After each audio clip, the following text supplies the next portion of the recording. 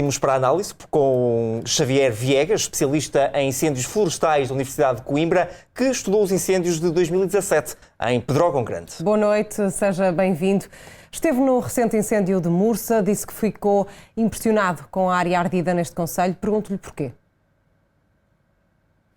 Bem, realmente é um incêndio que nos surpreende, porque desde já é o maior incêndio que registramos em Portugal e naquela região que é muito acidentada, aquilo que me foi dado ver, não foram extensões muito grandes de floresta, foi uma paisagem, enfim, direi, bastante diversificada, com zonas agrícolas, diferentes povoamentos, muitas casas, muitas aldeias e, no entanto, um incêndio que se propaga com grande intensidade, também num terreno acidentado, ou seja, com topografia complexa.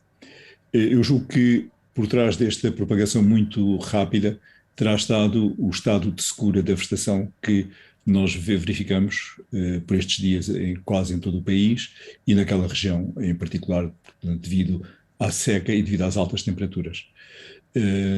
Enfim, não é das regiões mais secas do país, direi, mas infelizmente verificamos que nestes dias e durante poucas horas o incêndio se propagou com uma violência muito grande.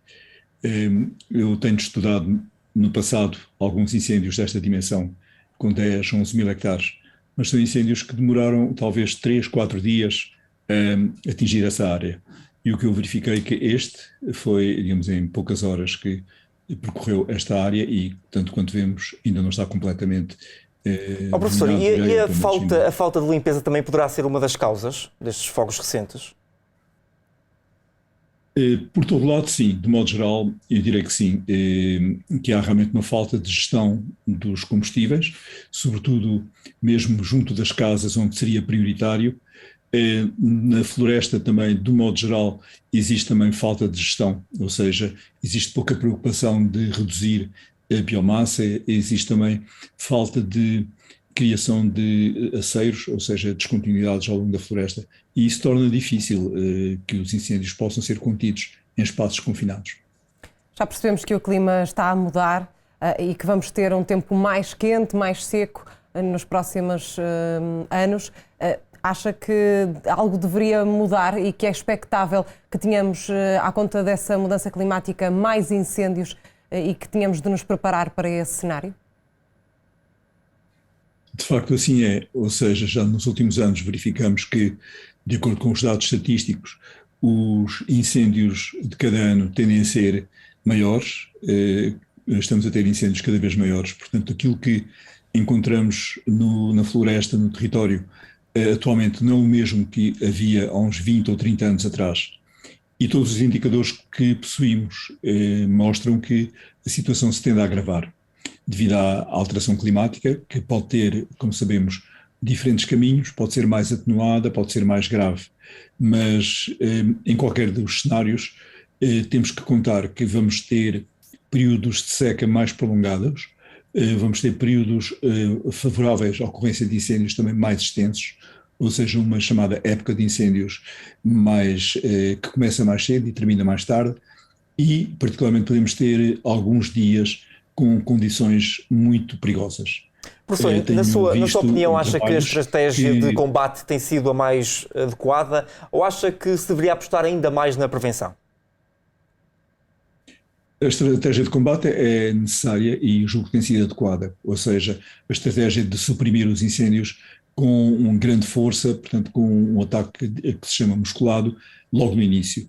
Mas claramente devia-se intervir mais na prevenção, porque se só nos dedicássemos, se só nos preocupássemos a combater os fogos, imediatamente a apagá-los à nascença, poderíamos estar a contribuir para que no futuro houvesse uma acumulação de biomassa que trouxesse desastres ainda maiores. Portanto, é necessário fazer uma floresta diferente daquela que temos, é necessário ter um coberto vegetal com condições diferentes que nos permitam estar mais capazes de enfrentar estas mudanças climáticas que já estamos a viver.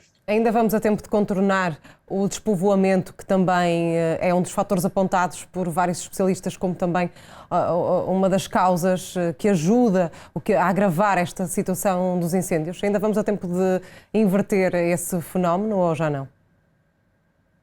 Eu confesso que não sou tão otimista nesse aspecto, ou seja, aquela realidade que nós tínhamos nos anos 60 do século passado, em que havia nas aldeias dezenas ou mesmo centenas de pessoas a viver, e hoje em dia encontramos meia dúzia delas, parece-me difícil que se volte a reverter essa condição, ou seja, que as pessoas voltem a viver nesse espaço e nesse território.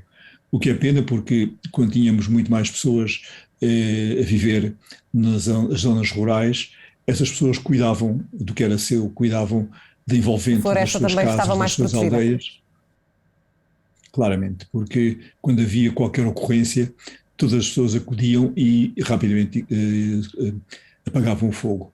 Embora, como já disse também, hoje em dia com a mudança climática, mesmo os fogos nascentes tendem a ser mais violentos e por isso a situação dos fogos não é exatamente a mesma, daí a necessidade que temos de levar para esses territórios todas estas forças, estas entidades, digamos que estão devidamente preparadas e treinadas para fazer face ao fogo. E devia apostar-se mais também na vigilância, professor? Isso é fundamental porque a vigilância ajuda exatamente a dissuadir as ações de descuido e também as ações criminosas. E, felizmente, a vigilância está a ser feita praticamente em todo o território. Eu, quando falo da vigilância, não me refiro tanto ao alerta, porque o alerta, felizmente, é dado pelos cidadãos, na maior parte dos casos, usando o telemóvel, mas a vigilância do território para ajudar a dissuadir ações enfim, que no limite possam ser até ações criminosas por parte de pessoas, que hoje em dia essa vigilância está a ser feita naturalmente por pessoas que estão no território, por postos de vigia, por sistemas de videovigilância e também por meios aéreos que patrulham o território de dia e de noite, particularmente nestes períodos de maior risco, estão, digamos, mais presentes e mais atuantes. E é muito importante que nós, cidadãos, também participemos nessa tarefa de vigilância, portanto, que estemos atentos a tudo o que possamos observar e ver, qualquer coisa que esteja fora do comum, porque, na verdade, temos que reconhecer, é muito difícil as autoridades vigiarem cada quilómetro quadrado do nosso território. Temos que todos participar nisso. E ter todos uma ação preventiva. Xavier Viegas, obrigada pela sua participação no Fala Portugal. Boa noite. Boa noite.